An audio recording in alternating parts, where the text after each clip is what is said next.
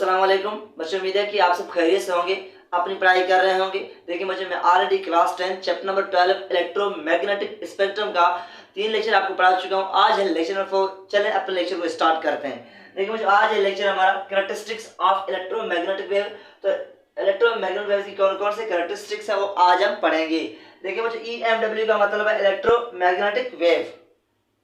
बच्चों characteristics number 1 ये है, electromagnetic waves are transverse in nature. बच्चों जो इलेक्ट्रोमैग्नेटिक वेव होते हैं वो ट्रांसफर्स होते हैं। बच्चों ट्रांसफर वेव्स कौन से वेव हैं? बच्चों मैंने ऑलरेडी आपको पढ़ाया हुआ है। ट्रांसफर वेव्स वो वेव हैं जिनमें बच्चों पार्टिकल का ऑसिलेशन और वेव का प्रोपोगेशन का डायरेक्शन आपस में परपेंडिकुलर हो बच्चों, तब बच्चों हम कहेंगे भाई ये ट्रांसफर वेव है। लेकिन बच्चों ये क्या है? ये direction of propagation of wave है। और ये क्या है बच्चों? ये पार्टिकल की ऑसिलेशन का डायरेक्शन है। तो बच्चों पार्टिकल अप और डाउन क्या कर रहे हैं बच्चों?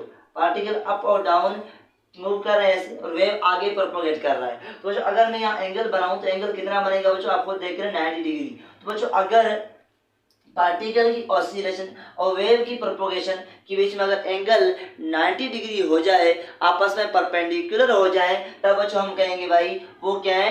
ट्रांसफर वेव है। लेकिन बच्चों इलेक्ट्रोमैग्नेटिक वेव के केस में यहाँ कोई पार्टिकल नहीं है, क्योंकि बच्चों इलेक्ट्रोमैग्नेटिक वो वेव है जिनको मीडियम की रिक्वायरमेंट नहीं है, यहाँ कोई पार्टिकल नहीं है। तो बच्चों किस चीज़ का यहाँ बच्चों डिस्टर्बेंस होगा? तो बच्चों मैंने ऑलरेडी समझाया हुआ है कि यहाँ इलेक्ट्रिक फील्ड और मैग्नेटिक फील्ड, बच्चों इलेक्ट्रिक फील्ड और मैग्नेटिक फील्ड का ऑसिलेशन होगा। इसका मतलब बच्चों यहाँ इस केस में इलेक्ट्रिक फील्ड और मैग्नेटिक फील्ड और बच्चों वेव का डायरेक्शन है वो आपस में परपेंडिकुलर होना चाहिए, तब बच्चों हम कहेंगे क्या है? ये ट्रांसफर वेव है। देखिए बच्चों इलेक्ट्रोमैग्नेटिक वेव कैसे बच्चों, ये हमारे पास क्या है? Direction of propagation of wave है। बच्चों ये क्या है? इलेक्ट्रिक फील्ड है। तो बच्चों आप देख रहे हैं कि ये direction of propagation of wave, ये इलेक्ट्रिक फील्ड एंगल कितना बन रहा है बच्चों? 90 डिग्री। तो अगर मैं कहूँ ये क्या है? मैग्नेटिक फील्ड है, तो बच्चों ये इलेक्ट्रिक फील्ड, ये direction of propagation of wave 90 degree, ये मैग्नेटिक फील्ड, ये डायरेक्शन प्रोपोगेशन ऑफ वेव, यहाँ भी क्या बनेगा? 90 डिग्री बनेगा। इसका मतलब बच्चों जब भी इलेक्ट्रिक फील्ड और मैग्नेटिक फील्ड और प्रोपोगेशन ऑफ वेव आपस में परपेंडिकुलर होंगे इन इलेक्ट्रोमैग्नेटिक वेव्स। चलिए हम आगे समझते हैं। That oscillate perpendicularly. The direction of wave motion is perpendicular. बच्चों क्या है? जो वेव मोशन का डायरेक्शन है वो परपेंडिकुलर है। किस चीज से बच्चों? इलेक्ट्रिक फील्ड और मैग्नेटिक फील्ड। बच्चों ये ऊपर इलेक्ट्रिक फील्ड है और ये मैग्नेटिक फील्ड है। आप खुद देख रहे हैं बच्चों, जो direction of propagation of wave है वो परपेंडिकुलर है इलेक्ट्रिक फील्ड से भी और मैग्नेटिक फील्ड से भी। बच्चों उम्मीद है कि आपको पॉइंट नंबर 1 समझ आ गया। चले पढ़ते हैं पॉइंट नंबर 2 को। It can not carry electric charge. बच्चों इलेक्ट्रोमैग्नेटिक वेव के पास कोई भी इलेक्ट्रिक चार्जेस नहीं होते, याद रखना। बच्चों point number 3, it can travel through space with speed of 3 × 10⁸ metre per second. बच्चों जो इलेक्ट्रोमैग्नेटिक वेव होते हैं उनका स्पीड कांस्टेंट है। कहाँ? वैक्यूम में, स्पेस में बच्चों उनका स्पीड कांस्टेंट है। वो कितना है बच्चों? वो है ये, बच्चों मैं यहाँ दोबारा लिख रहा हूँ, वो कितना है? 3 × 10⁸ मीटर पर सेकंड। तो बच्चों ये क्या है? ये बच्चों इलेक्ट्रोमैग्नेटिक वेव का स्पीड है। कहाँ पे?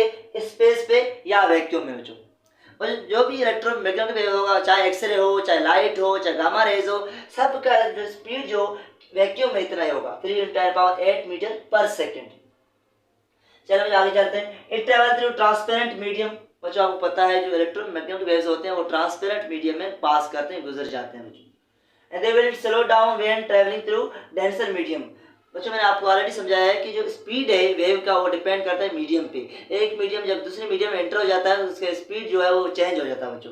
जैसे बच्चों अगर कुछ एयर में स्पीड हमारे पास क्या है? वैक्यूम में हमारे पास स्पीड ये है इसका इलेक्ट्रोमैग्नेटिक वेव्स का 3 × 10⁸ मीटर पर सेकंड। बच्चों अगर वही इलेक्ट्रोमैग्नेटिक वेव्स जाकर किसी लिक्विड में या किसी बच्चों सॉलिड मीडियम में एंटर होगा तो उसका स्पीड कम हो जाएगा। क्या होगा बच्चों? स्पीड कम हो जाएगा। बच्चों क्या लिखा हुआ है? They will slow down when travelling through a denser medium. और जब भी किसी डेंसर मीडियम में वेव्स एंटर होंगे उसका स्पीड स्लो हो जाएगा, ये याद रखना। बच्चों हमारे पास गिलास क्या हो गया? Denser medium. वाटर क्या हो गया? Denser medium. चलो पॉइंट नंबर 5 को पढ़ते हैं। बच्चों ये क्या लिखा हुआ है? बच्चों यहाँ लिखा हुआ है it obeys law of reflection. बच्चों क्या है? ये लॉ ऑफ रिफ्लेक्शन को ओबे करता है बच्चों, रिफ्रैक्शन को ओबे करता है और डायफ्रैक्शन को ओबे करता है। क्या बच्चों? It obeys law of reflection. Reflection का लॉ बच्चों ऑलरेडी मैंने आपको पढ़ाया हुआ है बच्चों। रिफ्रैक्शन भी ऑलरेडी मैंने पढ़ाया हुआ है। डायफ्रैक्शन बच्चों हमने ऑलरेडी साउंड चैप्टर में पढ़ाया। और बच्चों जनरल प्रॉपर्टीज में मैंने आपको पढ़ाया था कि रिफ्लेक्शन क्या है, रिफ्रैक्शन क्या है, डायफ्रैक्शन क्या है। बच्चों अगर आपने बच्चों क्लियर नहीं आपकी कॉन्सेप्ट, आप जाके वो वीडियो देख सकते हैं।